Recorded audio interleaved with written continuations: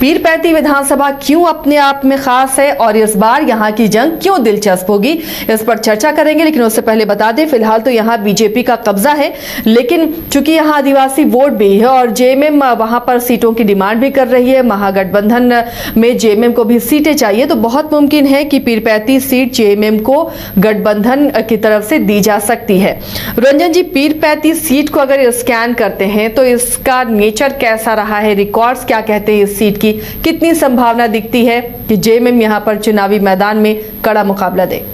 देखिए, जो पीरपैंती की सीट है उसने अपना स्वभाव बदल लिया है। पहले ये कांग्रेस को सपोर्ट करती थी, फिर सीपीआई का एक दौर आया, फिर कांग्रेस वर्सेस सीपीआई चला और फिर 2000 में पहली बार पीरपैंती में लालटेन जला और फिर इसमें बीजेपी की भी एंट्री होती है।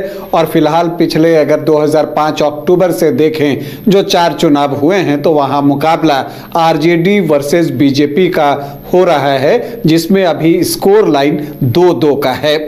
पीरपैंती विधानसभा सीट की अगर आप बात कीजिए तो पहले कांग्रेस ने हैट्रिक लगाई, फिर सीपीआई से अंबिका प्रसाद थे, उन्होंने जो है जीत का चौका लगाया, फिर कांग्रेस आती है, फिर लगातार 2 बार कांग्रेस जीतती है 80-85 में, फिर 2 बार जो है सीपीआई यहां से चुनाव जीतने में कामयाब होता है, फिर 2000 में आरजेडी की एंट्री होती है और आरजेडी जो है फिर यहां से लगातार जो है 3 चुनाव जीत कर ले जाता है, 2000 और 2005 के दोनों चुनाव।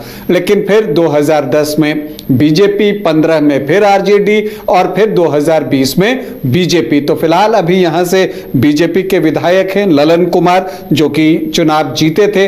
अब अगर यहां पर जेएमएम की बात की जाए और जेएमएम इस सीट की डिमांड क्यों कर सकता है, तो देखिए, जेएमएम महागठबंधन में शामिल है, अभी तक बातचीत चल रही है। हालांकि पिछली बार जो है जब सीटों की घोषणा हो गई थी तो जेएमएम ने अपने आप को अलग कर लिया था और फिर अपना प्रत्याशी दिया था। लेकिन इस बार संभावना यह है कि जेएमएम जो है वो महागठबंधन में रहकर चुनाव लड़ना चाहता है और पीरपैंती पर उसका दावा इसलिए मजबूत दिखता है क्योंकि यहां पर जो शेड्यूल ट्राइब्स हैं, अनुसूचित जनजाति हैं, उनकी आबादी लगभग 12.25% है। तो एक अच्छा आंकड़ा है ये और जेएमएम जो है इस सीट को लेकर दावेदारी कर सकता है। लेकिन यहां पर दिलचस्प ये है कि चूंकि पीरपैंती से आरजेडी जो है वो 4 बार चुनाव जीत चुका है। अगर आप सफलता के लिहाज से देखिए तो सीपीआई को 6 बार कामयाबी यहां पर मिली है, 5 बार कांग्रेस पार्टी जीती है, तो 4 बार आरजेडी यहां से जीता है। तो क्या आरजेडी अपने स्ट्रांग होल्ड वाली सीट जेएमएम को गिफ्ट कर सकता है? संभावना कम दिखती है अगर प्रैक्टिकली इसको आप देखें तो। और इसके पीछे की वजह अगर जानना चाहें तो दरअसल जो पीरपैंती है यहां पर खरवार जो हैं उनकी संख्या जनजातियों में ज्यादा है और सीएम नीतीश कुमार जो हैं उन्होंने खरवार को जो है एसटी का दर्जा दिया था, तो वो आमतौर पर एनडीए को वोट करते रहे हैं। तो इस वजह से लगता है कि आरजेडी का जो अपना समीकरण है उसी को लेकर वो यहां पर चुनावी मैदान में जा सकता है। और अगर आप ऐसे देखें कि हेम्ब्रम, हांसदा, मुर्मू, मरांडी, सोरेन, किस्कू, उरांव, तो इनका जो मत प्रतिशत है वो 2.3% का है इन सबको मिलाकर। तो खरवार यहां पर ज्यादा है। तो अब देखना है कि आरजेडी ये सीट जेएमएम को क्या गिफ्ट करता है या नहीं करता। वैसे अगर आप यहां पर देखें तो यहां पर जब आप पीरपैंती की बात करते हैं तो एक व्यक्ति की बात तो करनी ही पड़ेगी और वो व्यक्ति हैं अंबिका प्रसाद। सीपीआई से चुनाव लड़ते थे और वो 6 बार यहां से चुनाव जीतने में सफल रहे हैं। 6 बार वो दूसरे नंबर पर रहे हैं और 1 बार वो तीसरे स्थान पर रहे हैं 2005 के अक्टूबर के चुनाव में। तो आप देखिए कि 1957 से उन्होंने यहां चुनाव लड़ना शुरू किया था और जो कुल 17 चुनाव हुए हैं उसमें 13 में उनकी स्थिति अच्छी रही है, 12 में तो मुख्य मुकाबले में रहे हैं, तो उनके बिना ये चर्चा आगे नहीं बढ़ सकती थी, इसलिए मैंने उनकी चर्चा की। अब अगर हम यहां पर देखें कि आखिरी 3 चुनाव में पीरपैंती में क्या कुछ हुआ है। वैसे 2005 के अक्टूबर से आरजेडी वर्सेस बीजेपी चल रहा है और दिलचस्प ये है कि बारी बारी से दोनों के टर्न आ रहे हैं। 2005 के अक्टूबर में आरजेडी ने नजदीकी मुकाबले में बीजेपी को पराजित किया, 2010 में बीजेपी ने आरजेडी को पराजित किया, फिर 2015 में आरजेडी की बारी आई, तो 2020 में जो है बीजेपी यहां से जीतने में सफल रही। तो क्या ये ट्रेंड चलता रहेगा? अगर वो ट्रेंड चलता रहा तो पीरपैंती में इस बार आरजेडी के लिए संभावनाएं बढ़ सकती हैं, लेकिन बीजेपी चाहेगी कि ये ट्रेंड जो है न चले और फिर वो यहां पर चुनाव जीते। 2010 में यहां बीजेपी से अमन कुमार जो हैं वो प्रत्याशी थे। आपको यह भी बता दूं कि पीरपैंती जो है यहां पर जो पहला चुनाव हुआ था 1952 में हुआ था और वहां से लेकर 2005 के अक्टूबर तक पीरपैंती की सीट सामान्य सीट थी। फिर 2008-9 में जो परिसीमन हुआ उसके बाद पीरपैंती जो है अनुसूचित जाति आरक्षित सीट के रूप में अस्तित्व में आ गई। तो 2010 में अमन कुमार बीजेपी के टिकट पर चुनाव लड़ रहे थे और तब उन्होंने 37.57% वोट लाकर आरजेडी के रामविलास पासवान को जो है शिकस्त दी। ये रामविलास पासवान चिराग पासवान के पिता नहीं बल्कि ये रामविलास पासवान दूसरे हैं, आरजेडी के हैं। उनको 5,752 वोटों से अमन कुमार ने शिकस्त दी।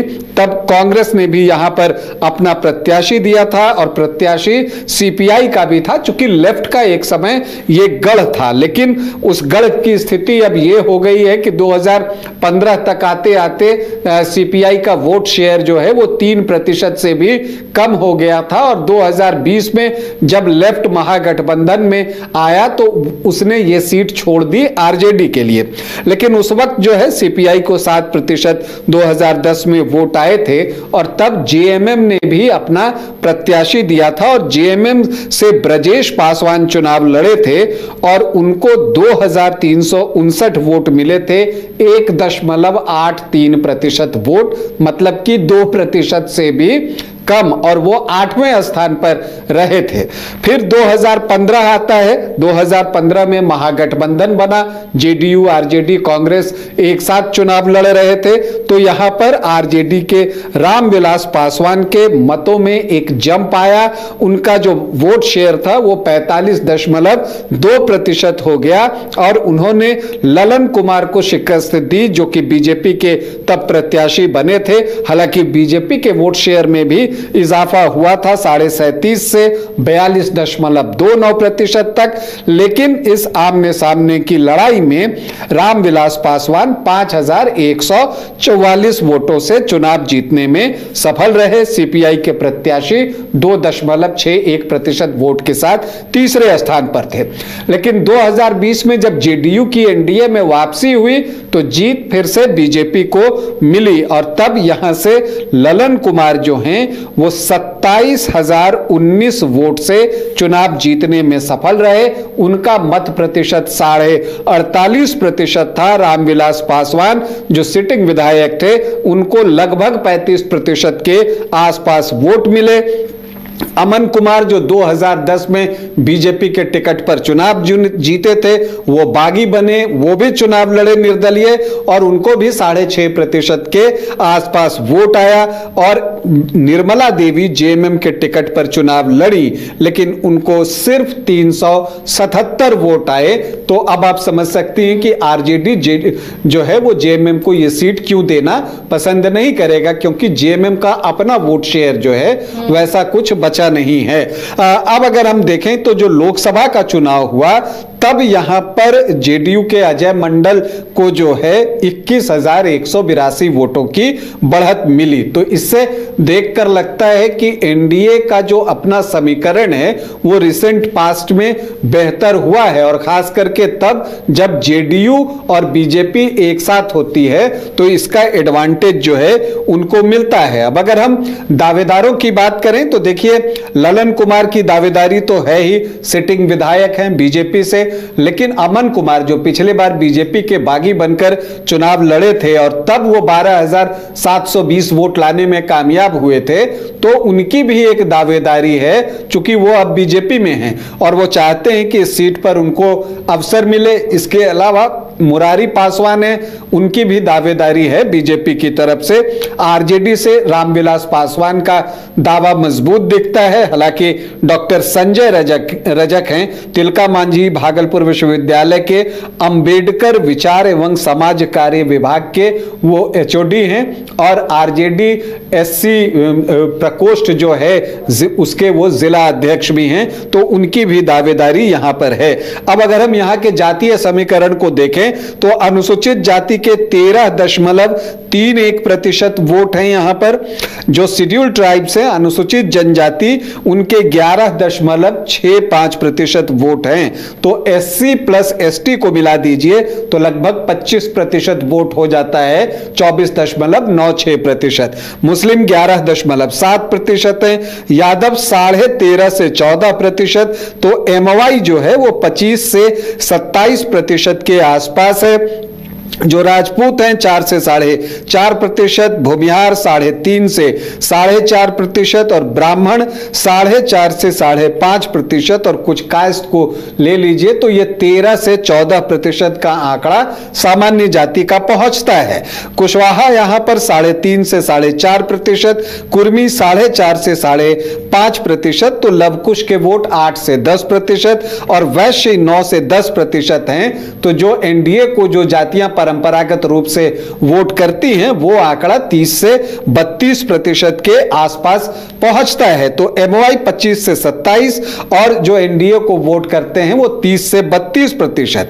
लेकिन अदर ओबीसी ईबीसी की बात कीजिए तो वो बड़ा चंक है, 18 से 20% के आसपास। तो एससी एसटी आपको लगभग 25%, और इधर 18 से 20 अगर आप जोड़ लीजिए तो लगभग 45% का वोट इधर आ जाता है। तो लेकिन इसमें जो अदर ओबीसी ईबीसी की हम बात करते हैं तो इसमें धानुक और गंगोता जो हैं वो सर्वाधिक हैं। तो वो आमतौर पर एनडीए को वोट करते रहे हैं, जिसका कि एडवांटेज बीजेपी को पिछली बार मिला था। क्या इस बार भी वो ट्रेंड चलेगा, या मंगलीलाल मंडल के प्रदेश अध्यक्ष बनने के बाद जो धानुक वोट है वो आरजेडी की तरफ शिफ्ट होगा, उसका भी पता इस चुनाव से चल जाएगा। यहां मल्लाह भी अच्छी संख्या में हैं। तो अगर ऐसे आप पीरपैंती को देखें तो लगता है कि यहां कांटे का मुकाबला है, और इस कांटे के मुकाबले में जो दो प्रमुख दल हैं बीजेपी और आरजेडी आमने सामने होंगे। अब इसमें जो ट्रेंड चला आ रहा है एक बार का वो चलेगा, या बीजेपी नया ट्रेंड जो है वो एस्टैब्लिश करेगी, ये देखना दिलचस्प होगा। तो ये पीरपैंती की जंग, और जंग काफी दिलचस्प इस बार होगी। कैंडिडेट कौन होगा, किस तरह का मुकाबला होगा, हमारी नजर बनी हुई है, लगातार आपको अपडेट देते रहेंगे।